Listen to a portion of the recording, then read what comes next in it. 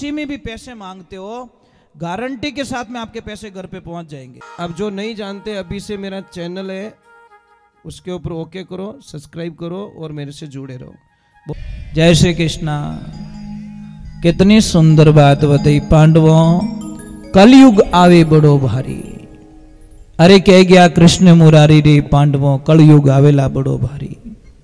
कैसो कलयुग है भी कल्पना नहीं कर सको आप के पांडवों, आंखें तो देखीजे को नहीं और काना सुनीजे को नहीं। आंखें आप देख नहीं सकोला, कानों आप सुन नहीं सको, ऐसा भयंकर दृश्य तुम्हारे सामने होने वाले हैं और हो रहे। आज कई जगह आप आंखें नीची कर पचे जानो पड़े साहब। कई बार ऐसे ऐसे झगड़े होते तो कानड़ा बंद करन जानो पड़े कि आंखें देखी जी को नहीं, काना को नहीं सुनी जे। पांडवों बात बिचारी, अरे माता कुंता रानी द्रौपदा ते हाड हिमालय में गाड़ी रे पांडवों, कल जुगावे बड़ो भारी। अपने शरीर को छोड़ दीजिए, बस कलयुग की छाया मत पड़ने देना। कलयुग में क्या होने वाला है? कलयुग कठिन पाप रो पैरो। पाप इतना पहरा दे चुका है कि ने कीज नहीं चाहिए, बस माया के चक्कर में फंस फंस के लोग मर जाएंगे। कलयुग कठिन पाप रो पैरो और नेम छोड़ेला नर नारी। कन्या रो दहेज लेवेला चोगणो और डूब मरेला बेचारी रे पांडवों, कलयुग आवेला बड़ो भारी। कोई बहन थी तो सत्संग में जाने वाली थी, तो पतिदेव तर थोड़ा कटे पया आया जो घर में सोफा सेट लाया। पतिदेव सोफा सेट माते बैठा और आपरी लक्ष्मी ने के देख लक्ष्मी सोफा सेट लायो। तो लक्ष्मी आई, छोटा सा आसन लिया और आके नीचे बैठ गई। बोला पागल है क्या, इतना महंगा लाया हूं, आप यहां ऊपर बैठो ना। कि नहीं पतिदेव, पति हो आप, आपके जोड़ में कैसे बैठ सकती हूं? मेरा धर्म नष्ट होता है, मेरी भक्ति नष्ट होती है। तो पतिदेव ने बोला नहीं बैठोगे? कि नहीं। तो पतिदेव, अगर मैं अट नीचे बैठ जाऊं तो? पतिदेव जैसे ही उस आसन पे बैठी तो वो आसन से नीचे बैठ गई। पतिदेव जैसे आसन से नीचे बैठे तो वह पगतिया माते बैठ गई कि बैठू तो थारू नीची ज, थारी बराबर नहीं बैठू। पतिदेव पगतिया माते बैठे तो वो जमीन माते जान बैठ गई। क्यों जमीन उन्हों नीची? पतिदेव जमीन माते जान बैठा तो भाई खाडो खोदन खाडर में बैठ गई। पतिदेव के हमें, मैं तो सम्मान दे रही हूं, इनो मतलब मारो मजाक क्यों करे रही हो आप? मेरे दिल में आप हमेशा सम्मानित हो, मैं आपको सम्मान से ही बोलाऊंगी, पर आप ये मत करो। शायद आपको पता नहीं होगा महापुरुषों, ये माताएं बहनें आदमी से 8 गुना ज्यादा काम करती है।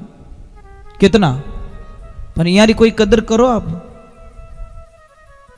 बस समस्या यही होती है, बस 8 गुना ज्यादा काम करती है। अगर आपको विश्वास नहीं है मेरी बात पे, एक 10 दिन के लिए इनको पीर भेज के देख लो आप। हाँ करना पड़ेगा भैया। आप कहते हैं ना घरे कहीं करे, घरे कहीं करे, फिर देखो था डांस केड़ो करे घरे। कचरो ही नहीं काट सको साहब, पाछी आ जाते तो कमाड़ में धूड़ा रे धूड़ा, जाड़ा जाड़ा जमीड़ा मिले 10 दिनों। दूजी बात कहीं कर सको आप। घर बनानो हो रहा है, घर ने अवेर नो दौरो घणो है साहब, ध्यान रखो। घर बनाने में 12 महीना लाग सके, 2 साल लाग जावे, पर उन्हें अवेरता अवेरता यार जिंदगी खत्म हो जावे साहब। क्यों इनकी कदर नहीं करते आप? क्यों नहीं? कुछ नहीं चाहिए इनको, कुछ नहीं चाहिए, सिर्फ आप आदर से बोल जाओ ना, वो इनके लिए गहना ही है, सब कुछ है, बस आदर दे दो इनको।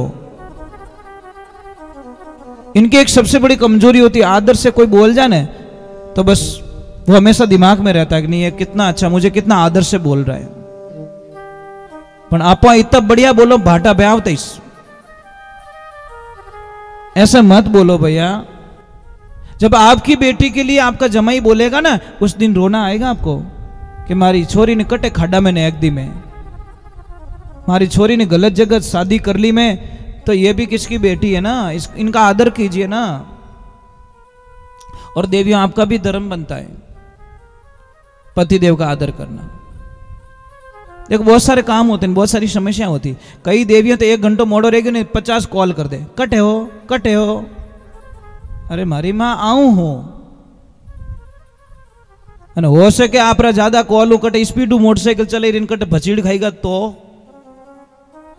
कई बार होता है साहब, कोई आ रहा है ना उसको बार बार कॉल मत करो। हो सकता है गुस्से गुस्से में कि यार तंग कर दिया, अरे जोर से चला दी तो, कंट्रोल नहीं हुई तो फिर क्या करोगे, फिर रोना आपको ही है। ये बातें बहुत छोटी पर बातें बहुत गहरी हो जाती है साहब। हम कथा में ये बातें क्यों बताते, हो सकता है किसको समझ में आ जाए। कोई बार बार परेशान करती रही तो आदरे बात करजो मती। काम है आदमी रो काम 1000 हाल ही कोई 2 पैसा मिल जावे, कोई समाज रो आदमी मिल जाए, कोई काम पड़ जाए तो इन्हें 2 घंटा बत्तो ही रुकना पड़ जावे। जरूरी थोड़ी भी आपको 5 बजे टाइम दिया 5 बजे पहुंच जाएगा। गलत रास्ते जाते तो रोको आप, मेरी कोई मना ही नहीं, गलत रास्ते मत जाने दो। पत्नी 2 प्रकार की होती, एक होती धर्म पत्नी और एक होती पत्नी। पत्नी होती है वो शनिवार के दिन पति को लिस्ट देती है, कल छुट्टी है पति देव, फिल्म देखने हालनो है, बच्चों को भी साथ में लेना है। कम से कम हम तो बिगड़े, बच्चों को भी तो बिगड़े साथ में, तो ही तुम्हारे कुल का विनाश होगा। पानी पूरी खाएंगे यानी वो खाएंगे वो खाएंगे, मतलब उसको वो लिस्ट है, मार्केट जाएंगे वो लाएंगे। और धर्म पत्नी क्या कहती है, पतिदेव कल हम अवश्य ध्यान रखना, कल हम गौशाला चलेंगे, गायों को चारा डालना है, कथा चल रही कथा में चलना है, बच्चों को भी साथ में लेना है, मंदिर चलना है, मंदिर में पूजा के टाइम पे चलना है। ये धर्म पत्नी के लक्षण होता है जो पति को धर्म के रास्ते धकेल देती है। जहां पे पति 500 देता तो 5000 दिलवाती है, नहीं पैसे दो, यहाँ पे गायों के लिए चारे का पैसा है, दो यहाँ पे ज्यादा दो। और पत्नी होगी वो 500 मुँह 400 पासा ले इनके हो ले लो थे 100 गणा के हटे, क्योंकि बेटा 500 रुपये टिकट फिल्म रिवा देखनी जरूरी है। यही तो फर्क है, पॉजिटिव नेगेटिविटी ये होती है। तो महाराज भगवान की कृपा, बोलिए श्री भगवान की, बाके भी हरिलाल की, भागवत महापुराण की। तो यहां पे थोड़ी आवाज कम, तो देखिए मैं आपको वंदन कर रहा हूं।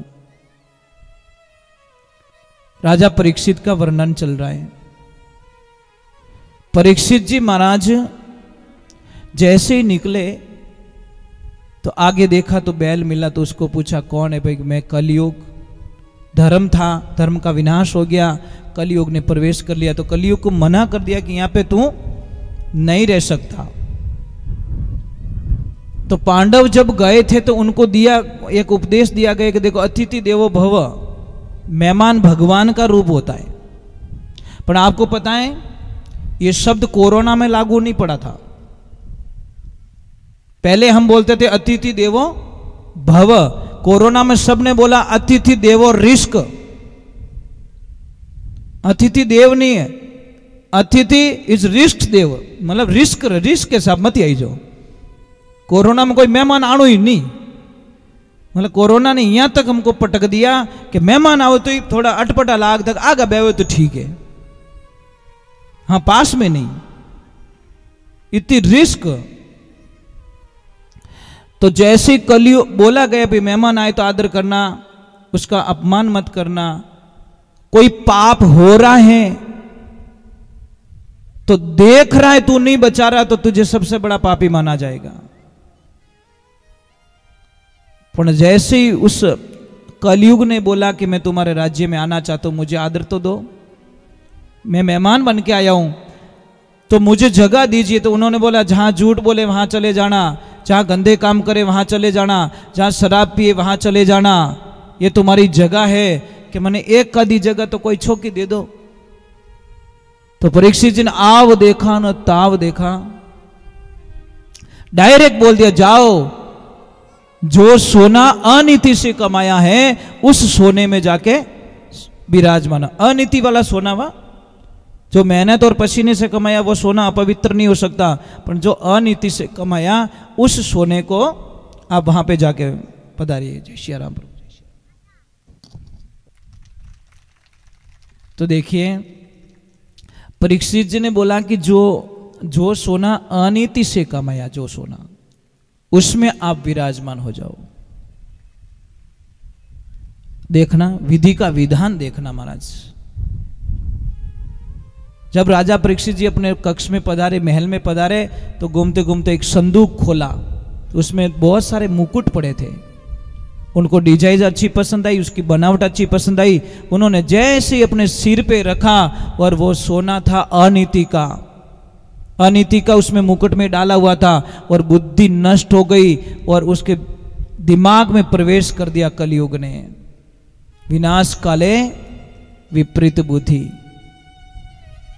अब राजा परीक्षित थोड़ा अटपटा लगने लगा उनको कि चलो कुछ जंगल में जाते हैं।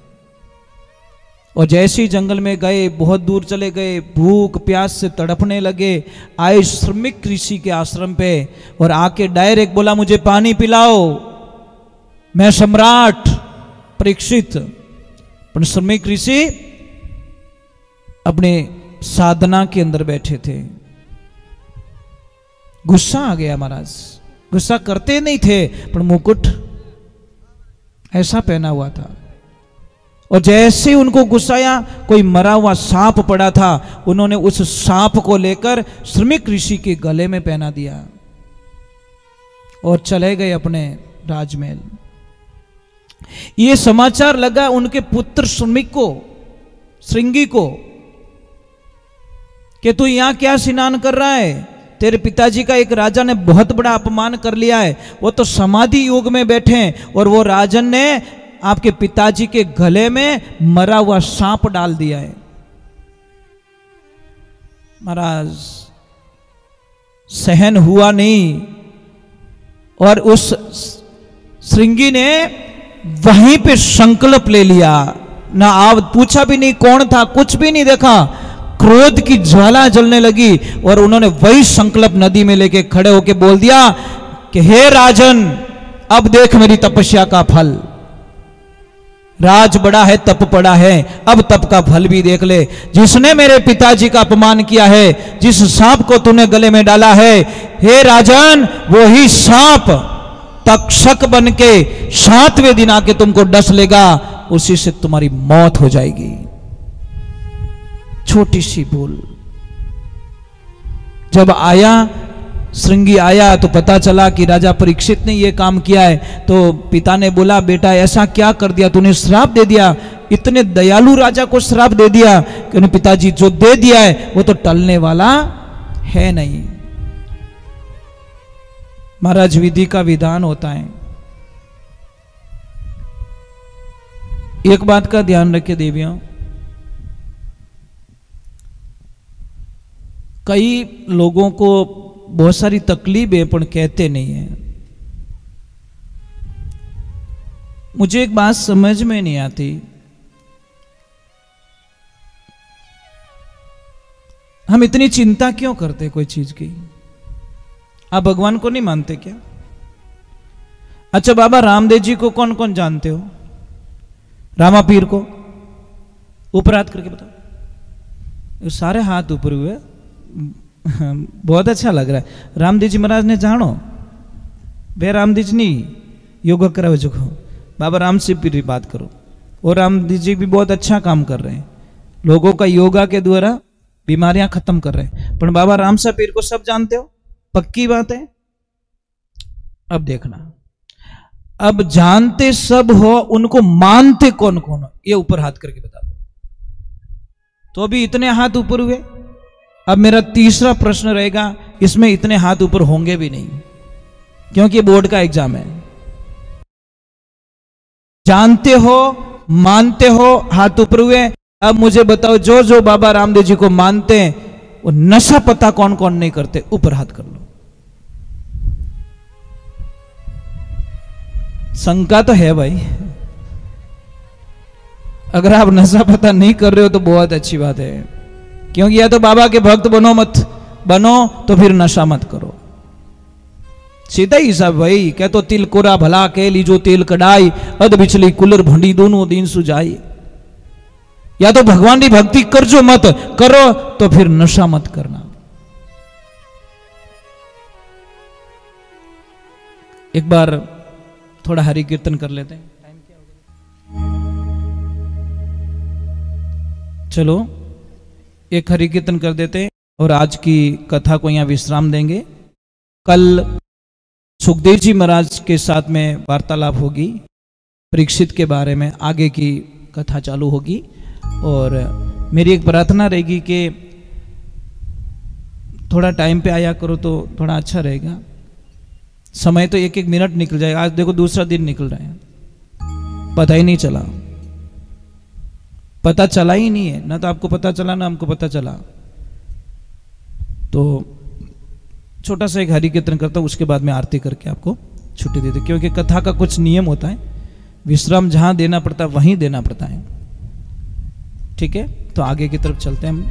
एक छोटा सा भजन गा लो, उसके बाद में मैं कोई न कोई या तो कल परसों कोई न कोई बहुत बढ़िया राज की बात बताने वाला हूं, पर मेरा मन करेगा तो ही बताऊंगा। मुझे लग रहा है कि अब इनको स्टीयरिंग हाथ में देनी चाहिए। विश्वास ही कोने की गाड़ी चला दी हो ही। एक भैया कटे दिखे को नहीं आज में। हाँ से हाँ जी जी जी, तो वो दिख नहीं रहे, नहीं तो वो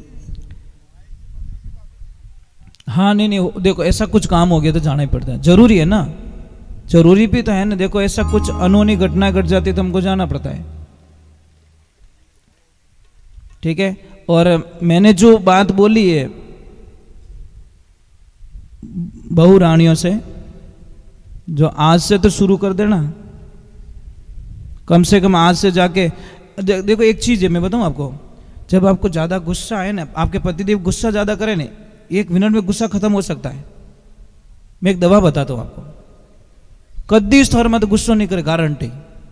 क्या करना है आपको, जैसे ही पतिदेव गुस्सा करे, कुछ बोलना स्टार्ट करे, आपको कुछ नहीं करना है, 1000 काम छोड़ दीजिए। खाना खा रहे हो तो छोड़ दो, रोटी बना रहे हो छोड़ दो, कुछ भी काम करो छोड़ दो, झाड़ू निकाल दो छोड़ दो, और डायरेक्ट पतिदेव गुस्सा करे, पति के सामने जाकर डांस करो। पतिदेव बोल क्या कर रही है, अरे तुम बजाओ बांसुरी बजाओ, मेरा कृष्णा बांसुरी बजा रहा है, राधा नाच रही, बजाओ बजाओ बजाओ।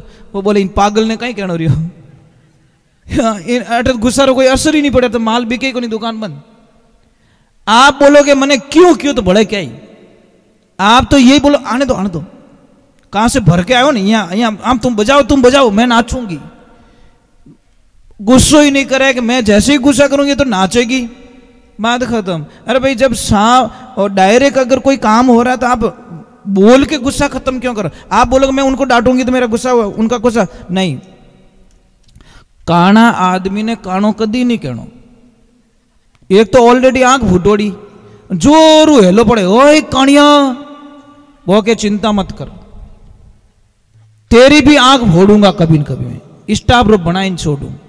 और एक चीज और बोलूं आपको, आप किसी में भी पैसे मांगते हो, गारंटी के साथ में आपके पैसे घर पे पहुंच जाएंगे, ये हमारी गारंटी है।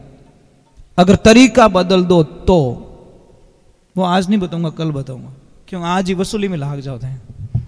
बड़े भागवत सुनता सुनता इकट्ठी कि महाराज बताइए जो कुछ साधना कर। हाँ मैं नहीं चाहता कि 7 दिन तक माया का कोई प्रभाव आपके ऊपर पड़े। ठीक है, 7वें दिन जो भी बताना है मैं बता के चला जाऊंगा, और मैं कथा में विघ्न नहीं डालना चाहता, क्योंकि मैं आपका ध्यान भटक जाएगा। भगवान के प्रति ले जा रहा हूँ, मैं ही वापस धकेल रहा हूँ, ले जा रहा हूँ वही वापस धकेल रहा हूँ, तो उचित नहीं होगा। इससे बढ़िया है कि हम थोड़ा भगवान के गुणगान करें। वाह रमेश भाई, अच्छा एक भजन गा लो कोई भी।